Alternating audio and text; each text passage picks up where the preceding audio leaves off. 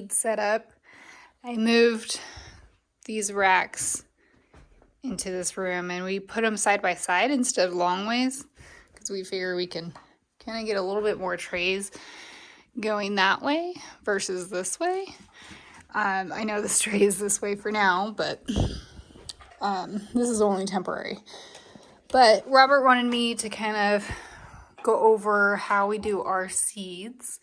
And we start with these trays. They're called 801s. And what we do is we just sprinkle, 10 to 15 seeds, just depending on how much you want, in the 801 trays. Once things germinate like this, and once they start to develop their true leaves, that's when we transition them to the 806 trays. And then we wait until they're big enough from the 806 to bump them up to a 4-inch tray, and then 4-inch usually to the ground. If it's not time to put them in the ground, then you can up pot them to a bigger tray or like a gallon. But typically we just go from 4-inch to transplant. And it also depends on the plants too, because we have some lettuce out on the patio right now that are hardening off, and they're just in the 6 cells or the 806s. And I'll put those directly into the stock tank out there, so I'll show you that next. But so there's some of our seeds right now, and we put the lights really low when things are germinating.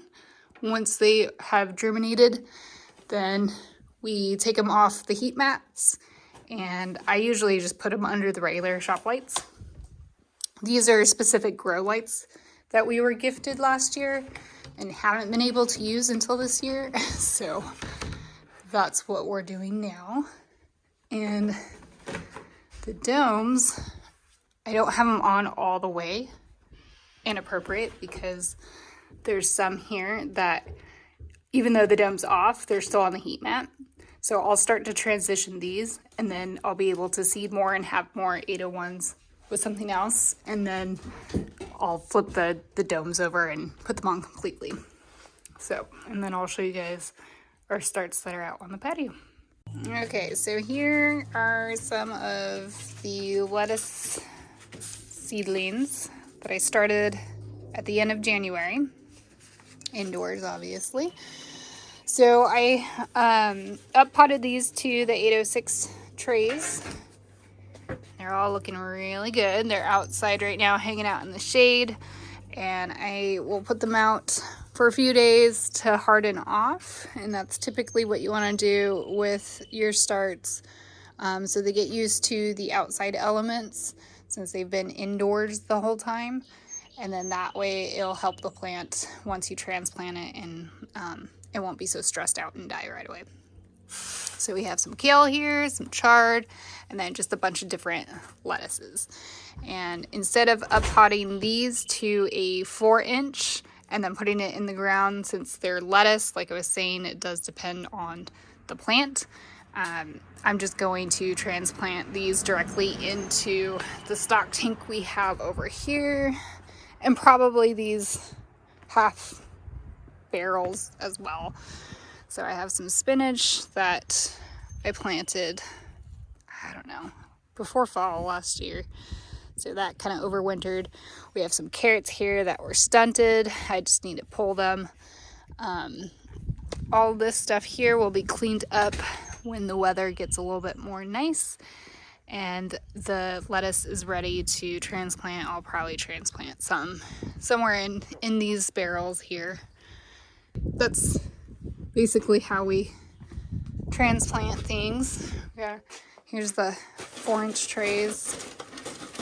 There are 2-inch trays as well, and then you have your gallon pots. So it just depends on the plant of what you're going to up pot to and when to do it, but that is how we do our stuff.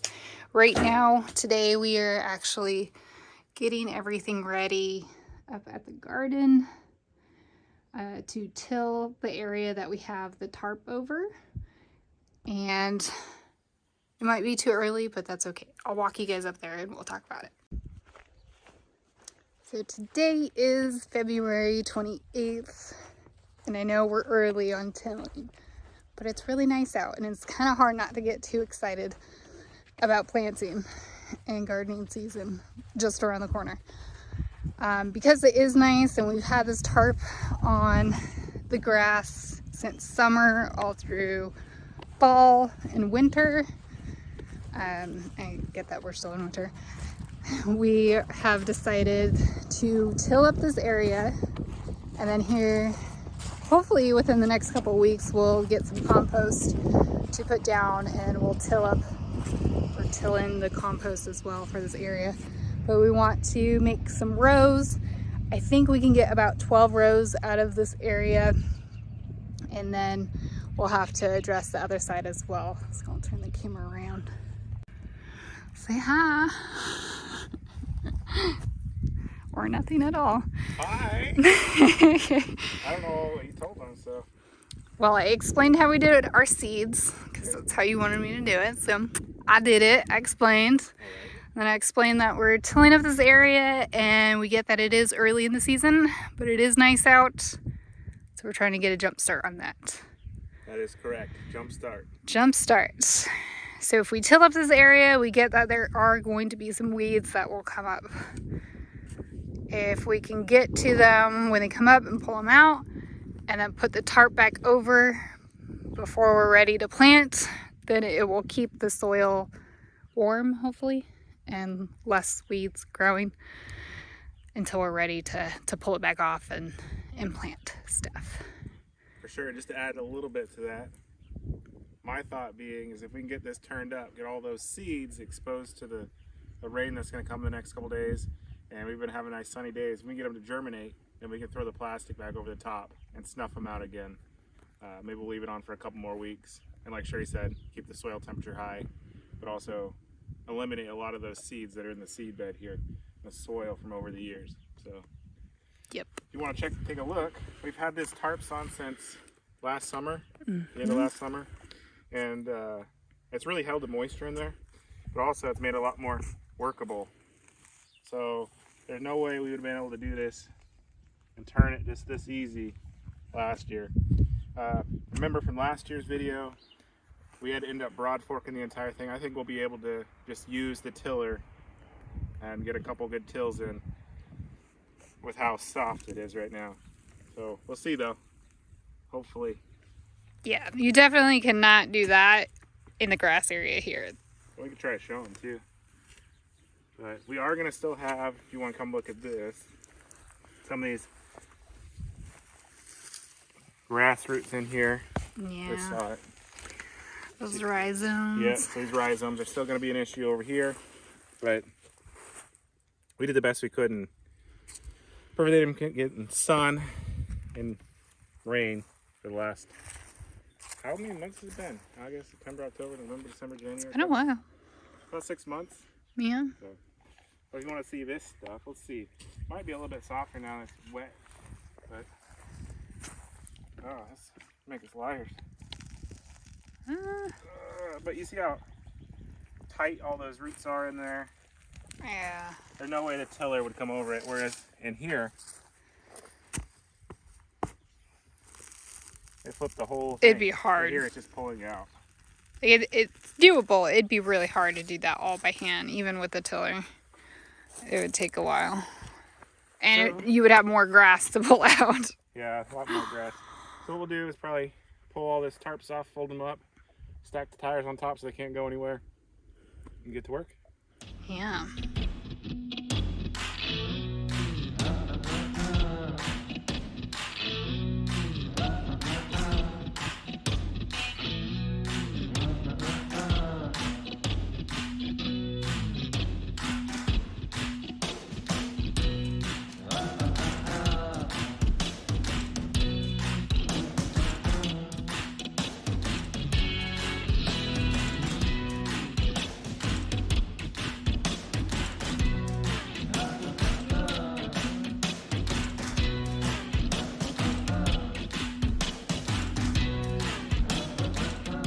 All right, so we got a nice tillage going.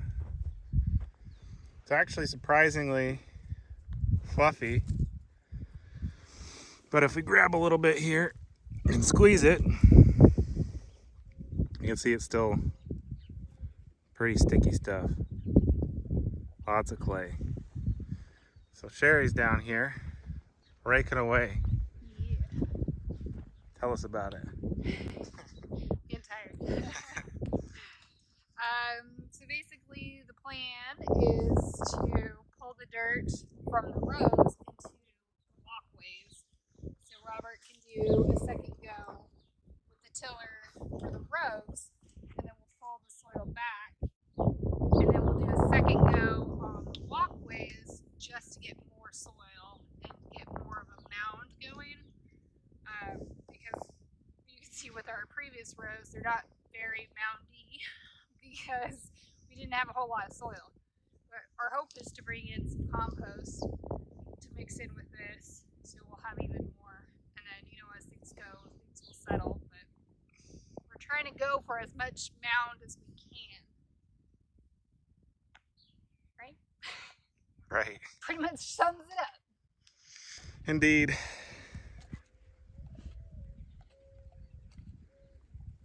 But I think it was about half the time or less of tilling this section to do this section, which is a little bit smaller, but not much.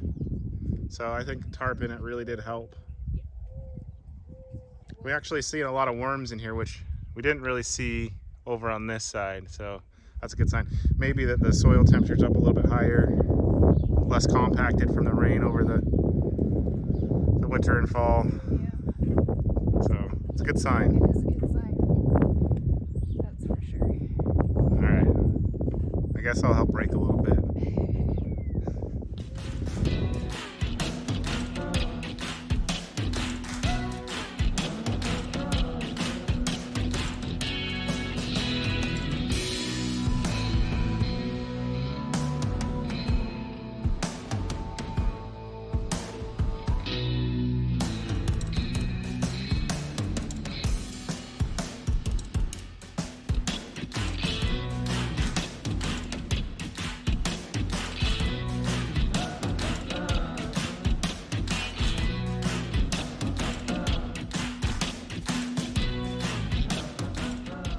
All right, Sherry changed her mind again.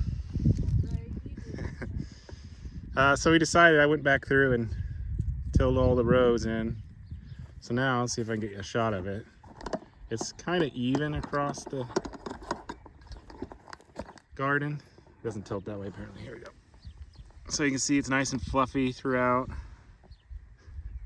And I don't want to lose that. It's hard to kind of tell, but so instead of leaving it uncovered, we're gonna go ahead and recover it.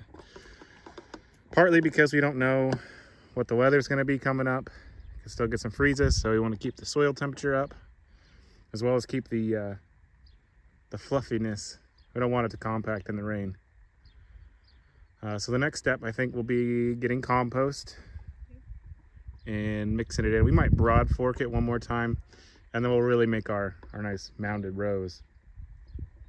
It was really good to be able to get in here with that second pass of the tiller to really break up that hard pan. Right? Yep, and we have more rows too.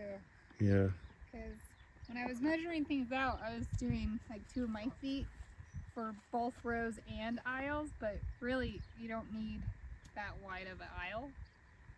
And I'd like to have wider rows. So we have 14 rows, 3 of which are half rows. But that's just this side. Once we get to the other side, we'll have more rows. That's exciting. Should we do a sneak peek of the bees real quick? The bees are pretty active. They're bringing in some really cool pollen colors. Might try to get into the hive today to reverse the boxes. That'll be another video, but I'll give you a sneak peek, see what they're doing. The hive on the left is dead, but they're robbing it out. But this hive here, let me get you in close. Let's see if I can adjust this angle a little bit. If you look closely, you can see all different colors of pollen coming in. Let's see if it will really show me if I come from the side. I've seen reds, oranges, yellows.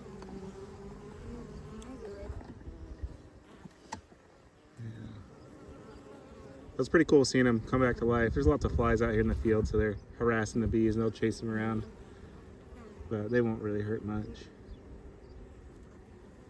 Flies are unreal here. Yep. You show them the purple, what is it, dead needle? Purple dead nettle. Nettle? Let's see, yeah. So there's all kinds of different resources right now that shouldn't be happening because of the unseasonably warm weather. So we're a little bit ahead, and some people are worried that it might lead to a dearth due to the fact that the blooms will get destroyed. But here we've got our purple dead nettle. Which is a weed in most cases. But Yeah. for us, it's beneficial to the bees. Yeah, it's great for the bees.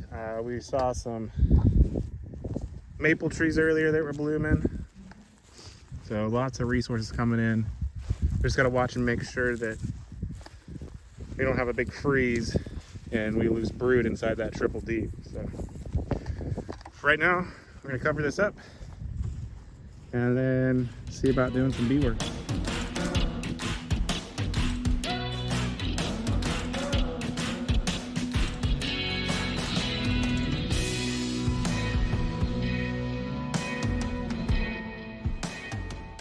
Put the tarp back on, guys. There it is. Back on. All the tires that we have. Actually, we have more, but we're saving it for now until we figure out when we're gonna get compost, and then we'll do more work. But that's all for today. Bye. Like and subscribe for more amazing content, and comment down below what you liked most about this video.